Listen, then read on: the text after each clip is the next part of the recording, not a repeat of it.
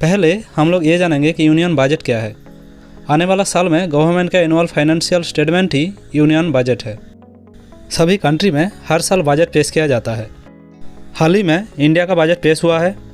फरवरी 1, 2022 को इंडिया का financial minister Nirmala Sitharaman ji ने यूनियन बजट पेश किया है। तो इस साल में क्या बजट है ये हम लोग देख लेते हैं। इस बजट में बताया गया है कि इस साल जीएसटी कलेक्शन सबसे ज़्यादा हुआ है, लेकिन आपको ये भी समझना है कि हर चीज़ का महंगाई भी उतना ही बढ़ गई है, तो ओबियसली जीएसटी कलेक्शन भी बढ़ना चाहिए था। ये कोई बड़ी बात नहीं है, लेकिन इस बजट में फ्यूचर ग्रोथ को लेकर बहुत कुछ बताया गया है। आने वाला 25 साल में इंडिया को एक डेवलप कंट्री बनाने की दिशा दिया है ये बजट। इस बजट में बताया गया है आने वाला 25 साल इंडिया के लिए अमृत काल होगा और गवर्नमेंट ज़्यादा फोकस करेगी ग्रीन एनर्जी और इंफ्रास्ट्रक्चर के ऊपर।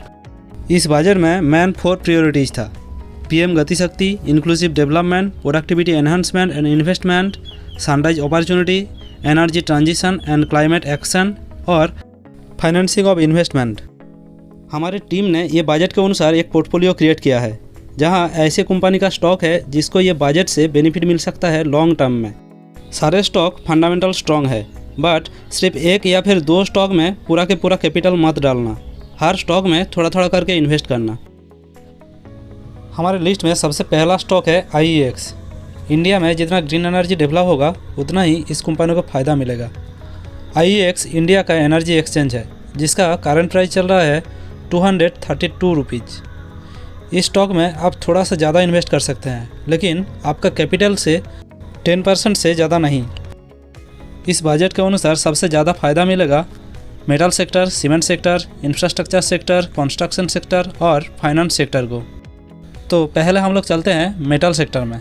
मेटल सेक्टर में है Tata steel, JSW steel, Sam metallic. ये तीनों स्टॉक फंडामेंटल बहुत ही स्ट्रॉन्ग है। और भी बहुत सारे स्टॉक है, लेकिन मेरे ओपिनियन में ये 3 स्टॉक में रिस्क बहुत ही कम है, तो आप इन 3 स्टॉक को देख सकते हैं। अब चलते हैं सीमेंट सेक्टर में। सीमेंट सेक्टर में लीडिंग कंपनी है अल्ट्राटेक सीमेंट, अंबुजा सीमेंट और ACC सीमेंट। इन 3 स्टॉक में आप किसी भी एक में इन्वेस्ट कर सकते हैं। अब देखते हैं इंफ्रास्ट्रक्चर और कंस्ट्रक्शन सेक्टर को। इसमें सबसे पहला स्टॉक है ग्रासिम इंडिया। ये बिरला ग्रुप का एक कंपनी है। ये कंपनी बहुत सारे सेक्टर में काम करता है, जैसे कि cement, speciality chemical, fertiliser, textile. इसके अलावा भी बहुत सारे सेक्टर में ये कंपनी काम करता है, तो ये कंपनी भी आगे जाकर ग्रो कर सकती है।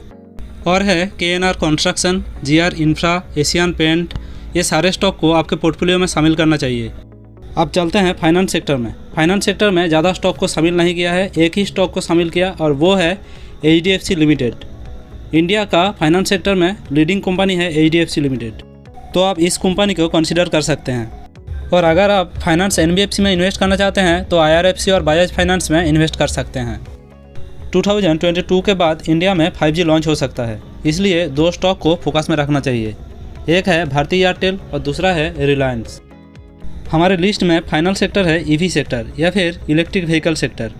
इसमें बहुत सारे स्टॉक को हमने पिक किया है। इसका कॉज भी है, क्योंकि सारे कंपनी अलग अलग काम करेगा। जैसे कि पहला है टाटा पावर। ये कंपनी चार्जिंग स्टेशन बिठाएगा। दूसरा है एक्साइड और अमर राजा बैटरी। ये 2 कंपनी इलेक्ट्रिक व्हीकल को बैटरी सप्लाई करेगा। नंबर 3 पर है टाटा केमिकल। ये कंपनी भी बैटरी मैन्युफैक्चरिंग करता है, तो ये कंपनी भी EV सेक्टर में पार्टिसिपेट कर सकता है। नंबर 4 पर है KPIT टेक्नोलॉजी। ये इलेक्ट्रिक व्हीकल में स्मार्ट मोबिलिटी टेक्नोलॉजी प्रोवाइड करेगा।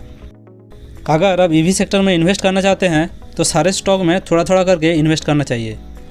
हमारे लिस्ट में लास्ट एंड फाइनल स्टॉक है वेरी इंपॉर्टेंट स्टॉक, जिस कंपनी को इस बजट से सबसे ज़्यादा फ़ायदा मिल सकता है, वो है L&T। ये कंपनी बहुत सारे सर्विस प्रोवाइड करता है, जैसे कि renewable energy, smart world and communication, power transmission and distribution, heavy engineering infrastructure and building and factories में भी ये कंपनी काम करता है। तो इस कंपनी में ज़रूर इन्वेस्ट करना चाहिए। इसमें कौन सा सेक्टर आपको ज़्यादा अच्छा लगा और कौन सा स्टॉक में ज़्यादा इन्वेस्ट करना चाहिए वो कमेंट सेक्शन में ज़रूर बताना। अगर ये वीडियो आपको हेल्पफुल लगा है तो आपके दोस्तों के साथ ये वीडियो ज़रूर शेयर करना।